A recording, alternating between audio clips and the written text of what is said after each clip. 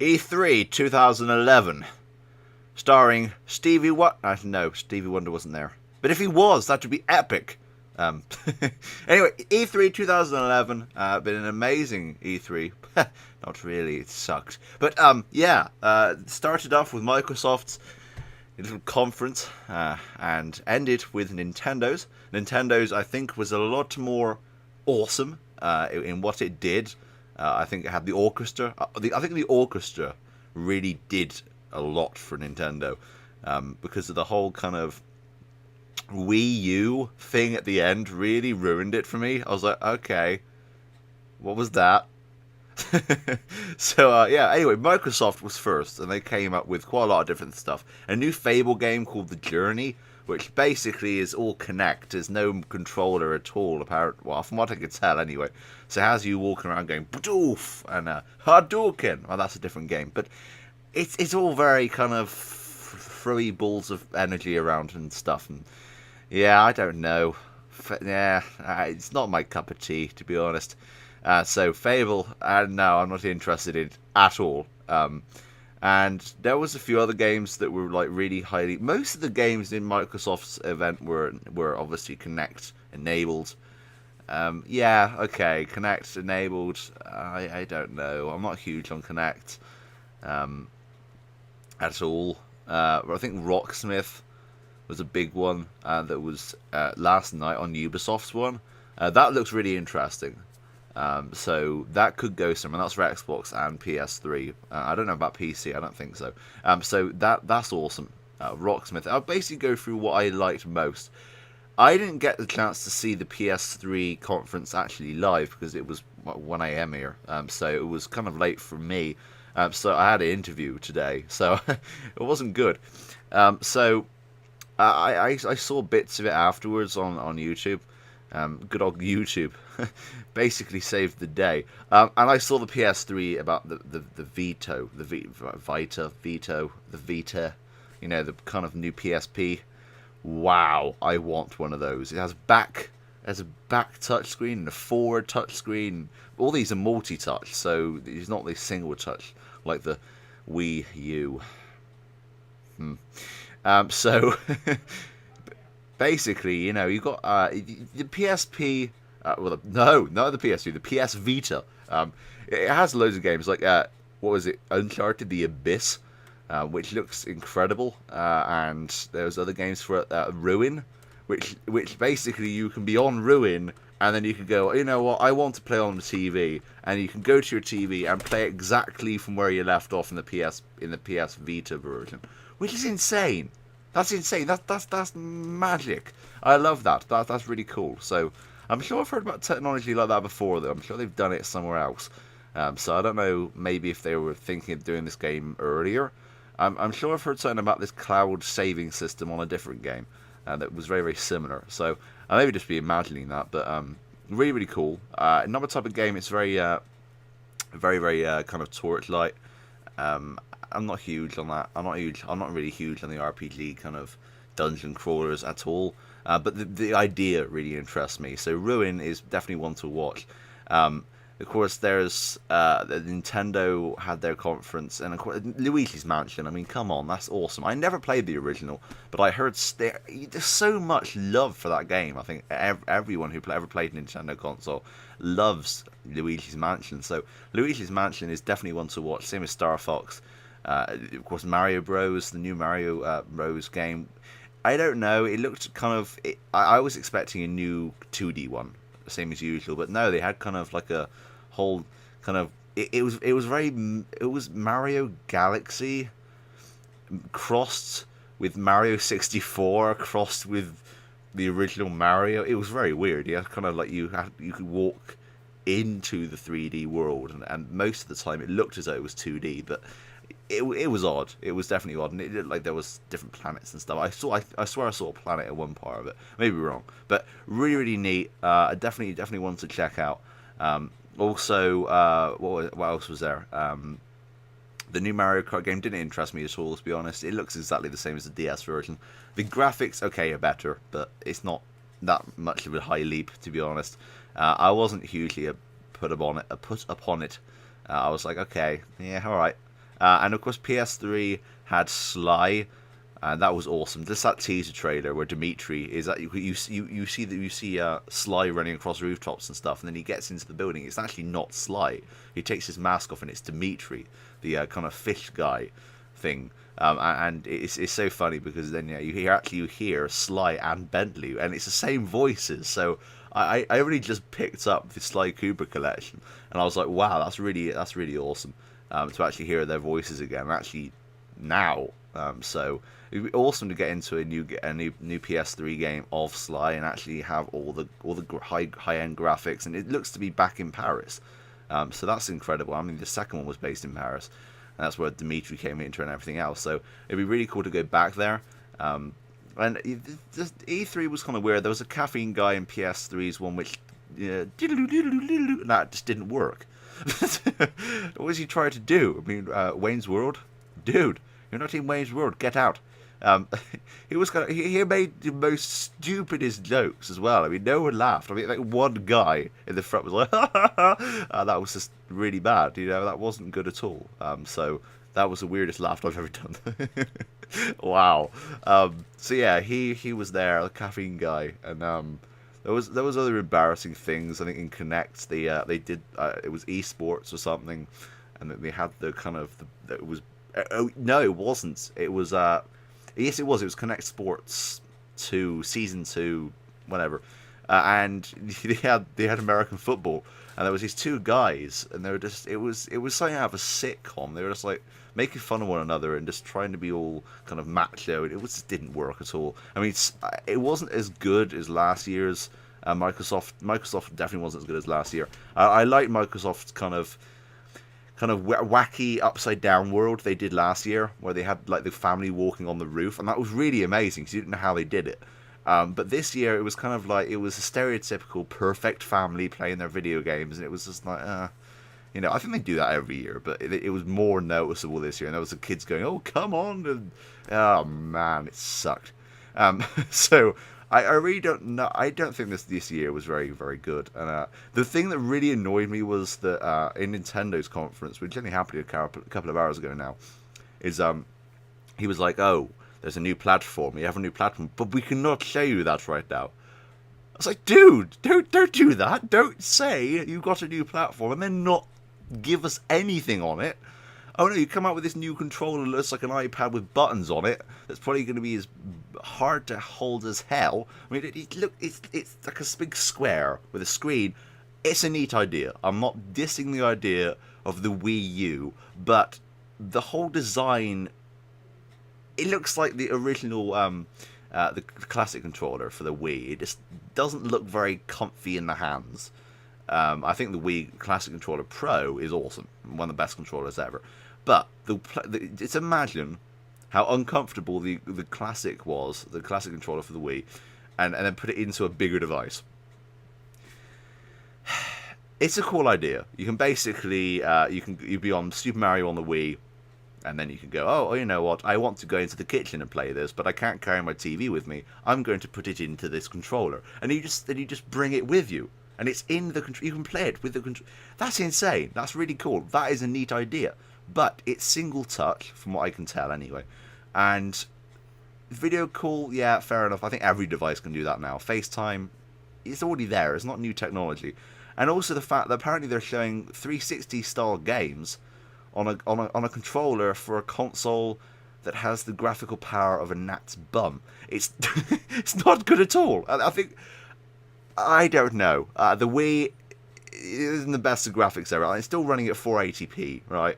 And then they bring out the controller, which can run at 1080. What's it tell you when the controller is more powerful than the console you're running it on? I don't know. I think this is obviously going to be integrated into the new Wii, but the new console anyway that they're going to be talking about. I don't know many details about it yet. But from what I can tell, you're going to be able to use this with the Wii, and then, of course, you'll be able to use it with a new console. That's what I'm getting, anyway. It was very, very confusing if you watched it live. So there was cool things where you could hold it up and you could read the news on your TV, and then you could swap it over like that and do the kind of iPhone portrait kind of mode. That was really neat. and also the kind of shooting gallery. But it's just cumbersome. I don't understand how it's going to work. And they're probably going to bring out a light version. I think someone joked on Twitter earlier about that, but it could happen. Um, I I like the design of the one everyone was talking about, the one that was leaked last month. That one that looked like a classic controller Pro. That looked way cooler, and I think that would actually have worked a lot better. So yeah, go for that design next time, Nintendo. But yeah, so yeah, E3 2011 had some pretty cool games, but it wasn't. I think Resistance 3. I couldn't care less about that series at all. I'm not huge on the Resistance series. Of course, Driver San Francisco made an appearance. Not much game, actually no gameplay at all. It was just a CGI thing, but it was cool. I mean, you saw a Challenger chasing a Charger, coolest car chase ever, from what I can tell already. That's like the two mega guys put up against one another. So that's really neat, and I don't know. I want to see gameplay of this. I want to see more gameplay because I'm buying this as soon as it comes out. I'm going to pre-order it as soon as possible. And Ghost Recon, Future Soldier, it's okay. I don't know. I think everything's getting very, very samey now. You can have the invisibility thing in all games now. Crisis. And there's been quite a few other games recently that have that kind of invisibility kind of cloak, and I don't know. It looks all right. It looks okay, and the graphics were quite cartoony. If you actually looked at it, it was very, very colourful. I don't know. I like the idea that it's co-op with 4-player, so you can go up with your friends on 4-player and actually play this with them, and that's really cool. So I can't wait to buy this game and actually do that with my friends on Xbox. So that really interested me. That part of it. It was just, I don't know. I'm never really a huge fan of Ghost Recon games. After being let down by Advanced Warfighter 2 on the PS2, which just looked like crap. So that's my last experience with Advanced Warfighter game. Water Fighter? So yeah, a Ghost Recon game. So I mean, Ubisoft's thing, Rayman, what was it, Rayman? I can't remember the name of that Rayman game now. It completely escaped me. But the new Rayman game, the 2D kind of affair, it looks cool. I don't know. It looked to me like an XBLA or PSN game. I'm going to say it now. I wasn't huge on it. I wasn't kind of blown away. It could be fun for a weekend. It's one of those games that I could probably pick up for a weekend and rent for a weekend and play and have fun with my friends. I don't know if there's online co-op. I think there is online co-op. But yeah, I'm not huge. So that didn't really interest me as much. Battlefield 3, of course, everyone's going apeshit about this game. They're like, whoa, way, Battlefield, awesome. I don't know. I'm probably going to rent this as soon as it comes out, and then if I like it, I'm going to buy it because the graphics are amazing. They are truly amazing, and they're slightly better than Crysis 2, from what I can see, and that's awesome. But I'm not huge on Battlefield. I like the story of Battlefield Bad Company 1 and 2, and I have Battlefield 1943. But I don't know. It's not my game really. So it's still team based and stuff like that. I'm not a huge team player, to be honest. I like going solo on Call of Duty and just blowing people away. That's what I enjoy doing. So I don't know about this game. I think it definitely is one to check out. I mean, it's probably the game of the show. Some people are saying Far Cry 3 was also shown. That's insane. I mean, Far Cry 3 looked amazing. I mean, this may beat Battlefield 3. Because you just saw the vista of this jungle, and it looked better than Uncharted jungles. I mean, it looked amazing. So Far Cry 3 running on the Crytek engine, wow, really wow. So a lot of swearing though. So don't watch that trailer if you don't like swearing, or they will have beeped it. So basically, the whole trailer is just gonna be beeps. So if you're looking forward to beeping, watch that trailer. Wow, there's one more game I want to talk about. Modern Warfare 3 was shown. I think that's the game that everyone's going to go out and buy. I said it before. I really do think that. And Modern Warfare 3 is kind of one of those games that it's, you know, you buy it on the first day, play it for ages, and then go, oh, this is actually quite crap. If you look at any machinima person on Respawn, for the first couple of months, they're playing constantly and uploading videos to Machinima about it, and then the next day they're like, "Oh, I hate this game. Let's go on Call of Duty 4." I don't get it. I mean, it's not just machinima people. I mean, I've seen hundreds of people do that. So I don't know what it is with people. They get into the hype way too much, and then they kind of, they're like on drugs, right? For that couple of months, and then they're like, they've been taken off the drug instantly for no apparent reason. So I don't know. I'm gonna pick this up day one, midnight launch it probably, but how long I'll keep it for is another story. I like the Modern Warfare series a bit more than Treyarch's renditions of the Call of Duty series, and I like the Modern Warfare games. And if the story is as good as the last two, I mean, the stories are amazing, but I like the stories. I find them action-packed, funny, and they actually keep you going. Don't even know about funny. So thinking about it, I don't remember actually laughing once. Battlefield Bad Company 2, or 1, on the other hand, yes. They are funny. They have a really good sense of humor. But the Modern Warfare games aren't that funny, especially seeing it's World War III. So I can't imagine running around London going, "Ha, it's burning. London's burning." And they're starting to sing that song now. That's horrible. No, so anyway, yeah. London, no. So Modern Warfare 3, one of those games that everyone's going to go out and buy and then get bored of in like 2 months. It has happened with every other Call of Duty. Since Call of Duty 2, so I'm not really surprised. Yeah, it's going to be good. It's going to be the multiplayer is going to be. I don't know if it's going to beat Black Ops, but seeing as Black Ops beat Modern Warfare 2, which is one of the best-selling games of all time, and Black Ops become one of the best-selling games of all time, I bet you that Modern Warfare 3 is going to become one of the best-selling games of all time. The Call of Duty series has got it in the bag, I think. Really, you know, they're going to get best-selling game of the year instantly. I mean, they released Black Ops in November, and it beat everything in 2010. And that was released. There was only 2 months to beat everything in 2010, and they did it, which is insane. So, yeah, that's definitely something to look out for. Obviously, 8th of November, 2011, and of course they also announced that in September, I think, Ico and Shadow Colossus collection are coming out. So I thought it'd been delayed until 2012, but obviously they changed their minds. So unless it is actually September 2012, which is insane, don't be sitting outside your game station waiting for it, because you'll be waiting up there for a long time. Yeah, so E3 2011, it was your average E3, I think. It had its funny moments, and it had its kind of wacky moments. And yeah, I don't know. I think that basically it's the average E3. You can't really expect more.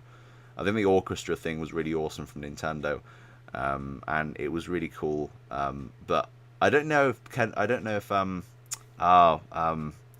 what's that guy's name? The one that does the Sony trailers, because he always appears. Man, I can't remember his name. Butler, Kevin Butler, possibly. I may be wrong. He's a really funny guy, and he appeared at E3 last year, and he was awesome. So I don't know if he's actually, I don't know if he appeared this year, because I didn't actually get a chance to watch most of it. So if he did, that's cool. I guess Sony wins the show, to be honest. I think that Sony brought up the most cool stuff. So I really think Sony won the show in terms of stuff it had. Nintendo kind of went for the nostalgia kind of side of it, and they showed a lot of older games being redone, and also the fact that, of course, Xbox it seems to get worse every year now, and it's just all they are thinking about is this motion control stuff and the voice control, and oh my god, you can tell your Xbox to search for a movie. Ooh, it's amazing. Yeah, I've been doing that on my iPod since 2009, but. It's just one of those things, you know. I don't know. The only cool thing is, though, YouTube is coming to Xbox, so you better view me on Xbox. Awesome. That's the reason to buy an Xbox right now. Me, obviously, but anyway, that's my recap, or cap, or view of E3 this year.